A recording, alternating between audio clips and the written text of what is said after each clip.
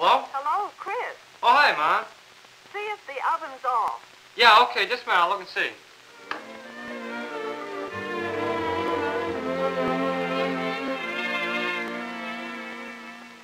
Hello?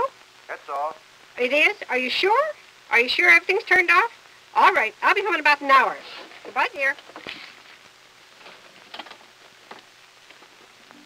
In the many small emergencies of daily life, as well as in times of major crisis, the American people rely on their great nationwide system of communication services. In every phase of private, business, or community life, there is the means of summoning help or of securing information from any part of the nation or the world. Typical of many U.S. industrial cities is Syracuse, New York. Because of its strategic factories, Syracuse fills an important role in the nation's overall economy. Syracuse has its entertainment centers as well as a bustling business life. The city takes pride in the excellence of its municipal service departments and in its school system, which is among the best in the nation. Coordinating these varied community activities and uniting the city with other parts of America are its vital lines of communication. At the city airport, air traffic is controlled by a smoothly operating system of ground air radio. At the railroad station, telephone and telegraph messages direct the trains which bring vital supplies to the city and carry away the products of local factories. News dispatches from all parts of the world are rushed immediately to the public by many different communication systems, often while events reported are still in progress. In the home life of the Norton family, communications of all kinds are important. They count on their newspapers to keep them informed of local as well as international events. They look to radio and television, not only for information, but also for entertainment. And for most emergencies, there is the telephone. Hello, Star Taxi. I'm at 223 Dorset Road. I've got to be at the airport at 4:20. Can you make it? You'll make it all right, sir. Thank you. Rest job. Number 49, 223 Dorset Road, an airport job. Rush it. Number 49, 223 Dorset Road, an airport job. Rush it. 23 Dorset Road. Near there now. Okay. Of key importance among communications in many American cities is two-way radio. For many everyday activities, this is the quickest way of coordinating operations. Mr. Norton, like many Americans, has long taken this kind of service for granted. One American who does not take his communications for granted is young Chris Norton. For more than a year now, Chris has been a radio amateur, a ham, one of the more than 80,000 Americans who make a serious hobby of shortwave radio. With his home assembled rig, Chris has spoken to other amateurs in all parts of the world. For construction crews like those of the Crevec Company, two-way radio is much more than a hobby. During the course of a routine day, the foreman makes dozens of calls for additional men and materials and to report on progress. Occasionally, an emergency arises. Hello, Bill. There's been an accident up on the highway, alongside where we're working. 2 cars. About 6 people. One needs help badly. Within a few minutes, the Quebec office has notified a city hospital. Calling Mobile 2. Calling Mobile 2. Calling Mobile 2. Dr. Scott speaking. Where are you? We're on our way back. There's been an accident on Highway 11, just beyond South Bay Road. Okay, we'll go right over.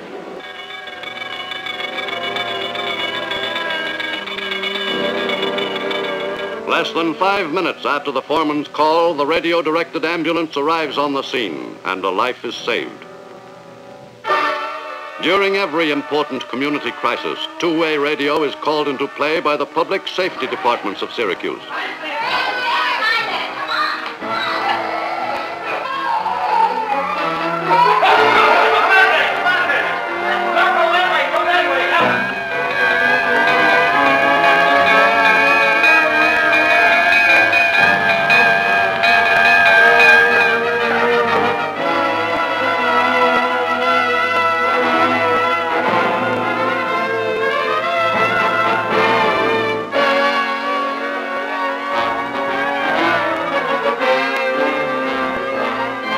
Car 63, fire, Borden and McLennan.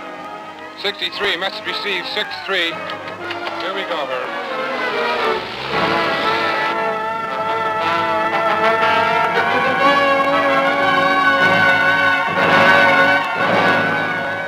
Prompt and efficient teamwork by the city departments aids in getting the blaze under control. Chief Conley talking. Send me 2 pumpers and a hook and ladder. The utility rig from the lighting company shut off the gas main. There's a main valve half a block north of fire. Get there as fast as you can and turn it off. Right.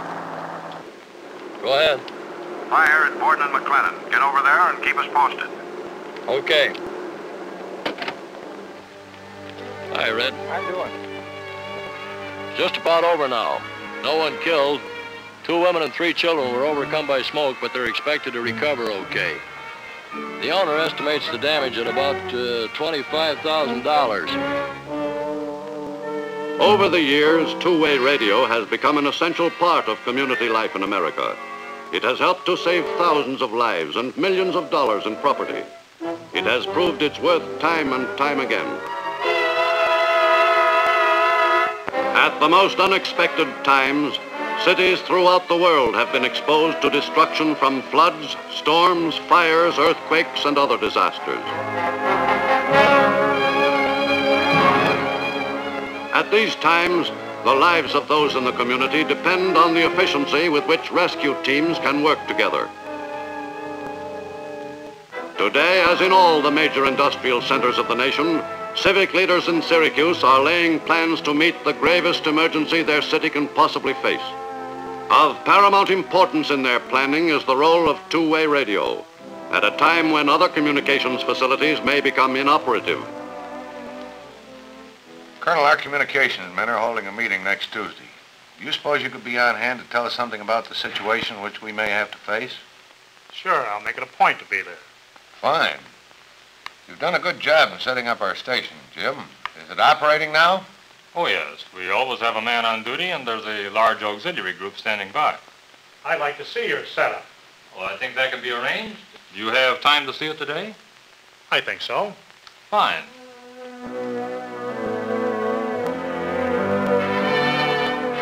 Communications Center for all civil defense operations in Syracuse is the headquarters equipped with two-way radio. In any citywide emergency, this radio center would become the coordination point for all essential community activities. And the life of the city would depend upon the uninterrupted functioning of its equipment.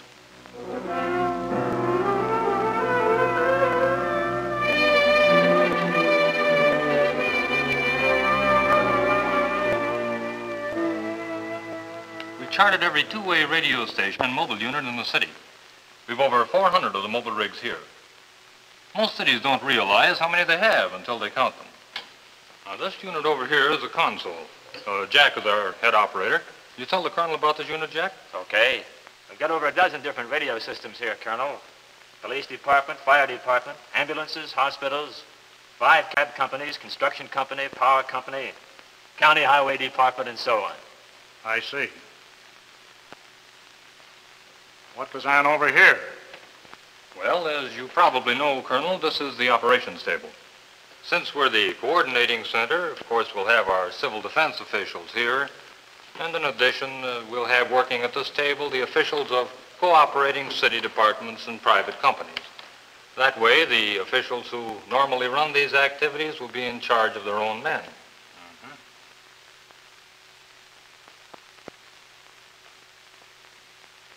What's that out there, emergency power? That's right. We figure if the telephone lines are down, the power lines will be too. That's why our mobile units are so important. They'll operate on their car batteries. Now, a lot of the key stations in our network have generators like this one.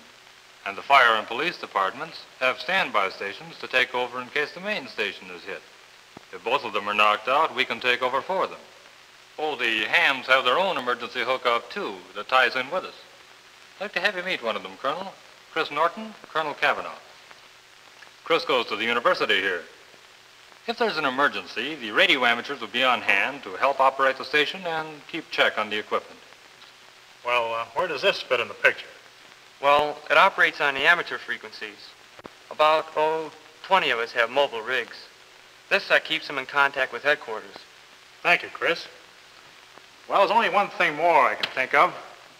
What if this station goes out, or your men can't get to it? We've built this station away from likely targets, but just in case, we're building a mobile station equipped like this one. It'll be kept a long way out of the city, ready to move in the event this one is damaged. It's all part of our civil defense plan for communications defense in depth.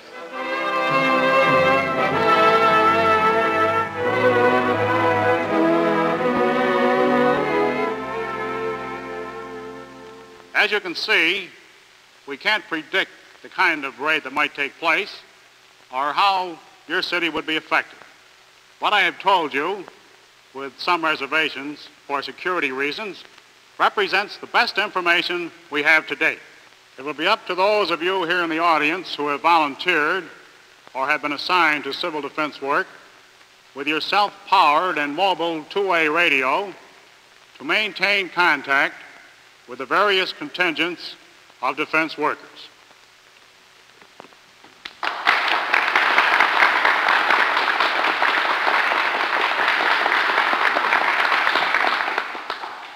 Colonel Cavanaugh has given you a picture of what might happen to Syracuse in the event of an attack.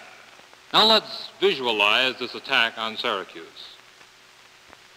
Our factories are humming as usual. Our power and communication lines are still functioning to make our lives easy and efficient. Clinton Square is bright and serene in the sunshine. Downtown, it's a busy day. Stores and streets are crowded. A typical day in the lives of millions of Americans to whom war has always seemed so far away. And then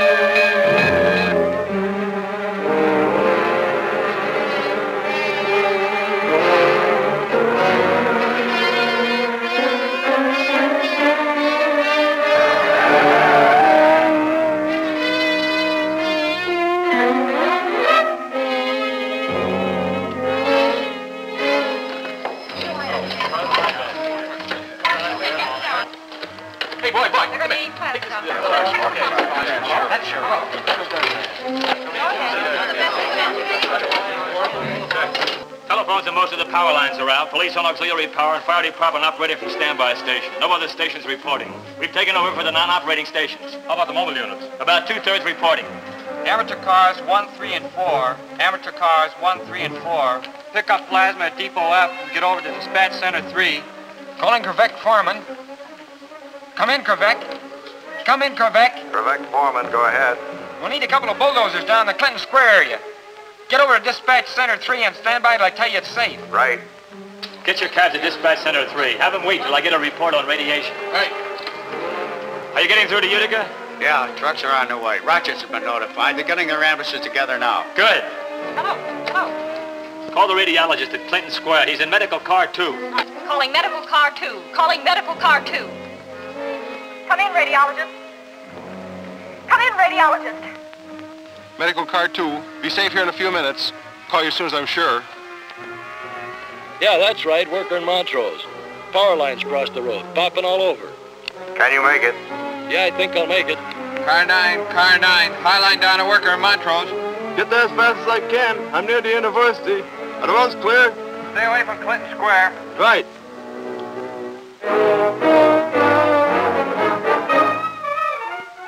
Okay now. Radiation safe now. Crews can come in. It's all clear. Good. Dispatch Center 3. Dispatch Center 3. All clear in the Clinton Square area. Krivec crew move in first. Medical cars follow. Cabs evacuate as many as you can to the state fairgrounds. It's pretty clear now on Erie Boulevard. Call in if you hit any bottlenecks. Right. We're on our way. Okay, folks, let's go.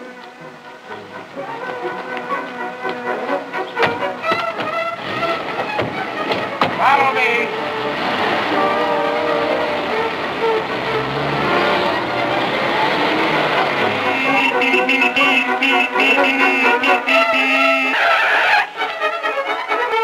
Park Hill School's burning bad. Is there any kids in there? Over 300. Chief, there's a battle at Park Hill School. Oh, that's terrible. Where are you now? Near Schiller Park. It's under control here. You better get over to Park Hill School. Right. And go by the way of Grant Boulevard. And stay off at James Street. It's all fouled up. Right. A police car will direct you when you get close.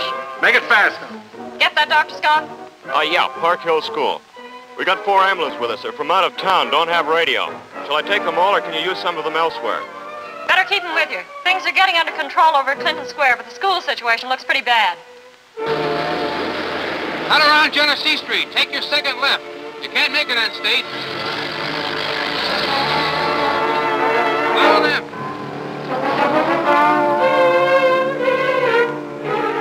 Just past a good half mile on the boulevard. Near the railroad now. Road blocked up ahead with wreckage. Okay, we'll get it cleared. Keep us posted as you move along. Hey, John, another roadblock out on State Fair Boulevard near the overpass. Okay. Highway Crew 3. Come in, please. Crew 3 reporting. Got another job for you. Get ready, boys. Here we go again. Fire's almost out at the school. Are the children all out? I believe so. We're taking a count now. Good work. The kids are all out. That's great, Chief.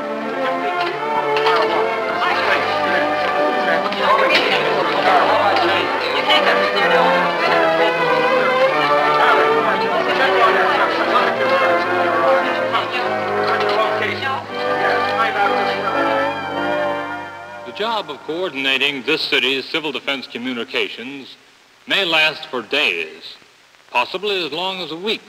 We'll never really know what the job will be until we're actually faced with it. We may never have to face it at all. But I think that we can say that as far as communications are concerned, Syracuse is ready for any emergency.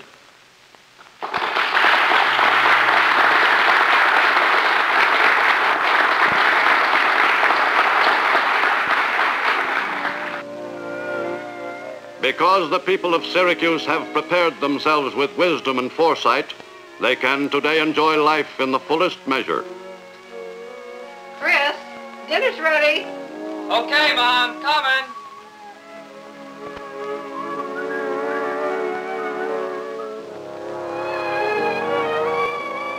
Theirs is the sense of security and well-being, which is the real strength of a nation dedicated to peace and freedom, confident of the future.